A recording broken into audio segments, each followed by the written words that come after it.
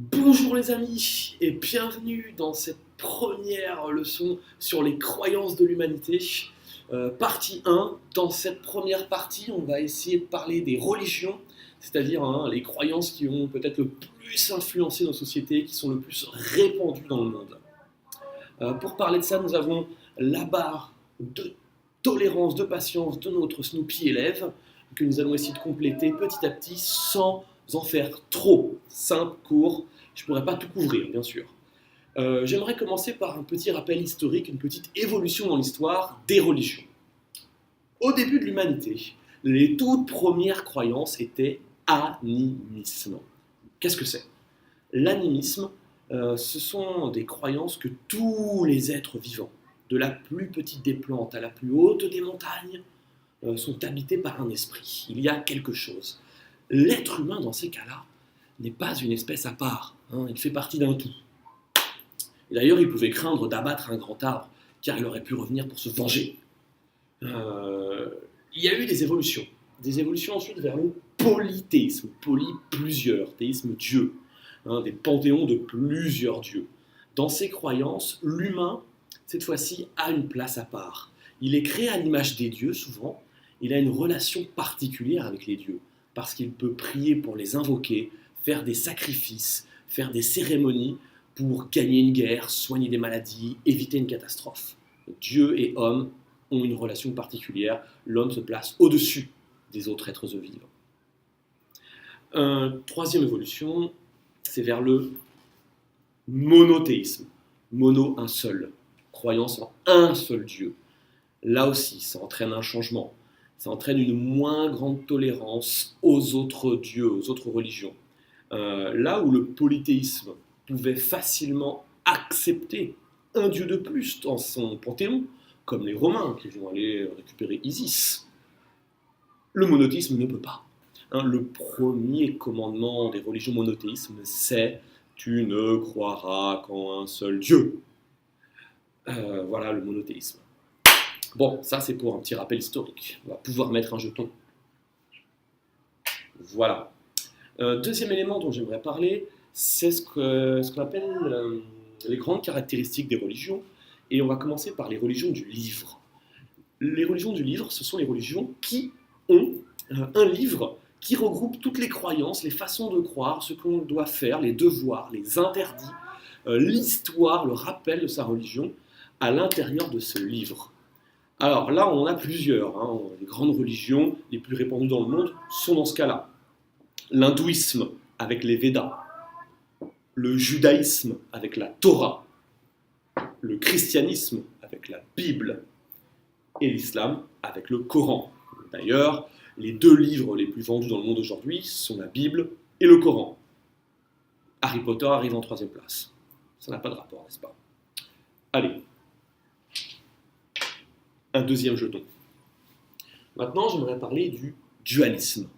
Le dualisme, ce sont des croyances que l'on retrouve dans beaucoup de religions, qu'il y a dans ce monde un affrontement entre les forces du mal et les forces du bien. Les forces du bien, c'est bien sûr Dieu, ses archanges, ses anges, mais Dieu a aussi créé les forces du mal. Et vous allez me dire, mais pourquoi? Pourquoi faire ça? Qu'est-ce que c'est que ce Dieu? Mais c'est souvent parce que l'homme doit avoir le choix. C'est à l'homme de faire son propre choix, subir les tentations du mal et se comporter vraiment d'une très mauvaise manière et aller en enfer, ou les repousser, ces tentations du mal, et se diriger vers les forces du bien. Donc ces religions-là, on appelle ça des religions avec un dualisme doux. Allez, un autre jeton. Maintenant, il faut aussi parler des religions missionnaires. Les religions missionnaires, ce sont les religions qui vont s'étendre, comme le montre ce petit graphique. Les religions qui ont pour but de convaincre le plus de personnes possible.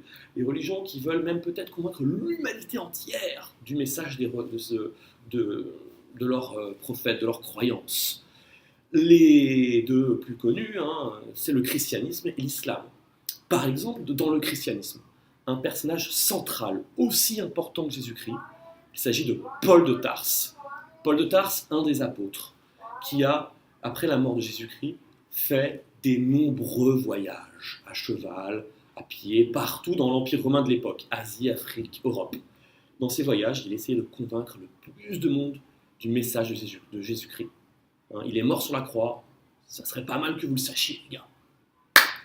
Les musulmans, pareil, lors de leur apparition en 622 avec les Gyres, ils ont fait des conquêtes, multiplié les conquêtes extrêmement rapides en Moyen-Orient, en Afrique du Nord, en Europe, en Asie, pour avoir un empire immense et convaincre par effet boule de neige donc le plus de monde possible.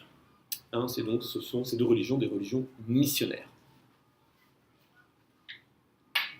Allez, plus qu'un, et c'est un cas un peu particulier.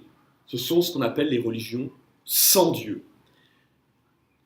Les religions sans Dieu, c'est des religions où leur croyance s'appuie sur plus une façon de vivre, une philosophie, des valeurs. Et là, on en a deux très connus, le bouddhisme et le confucianisme, les religions d'Asie du Sud-Est.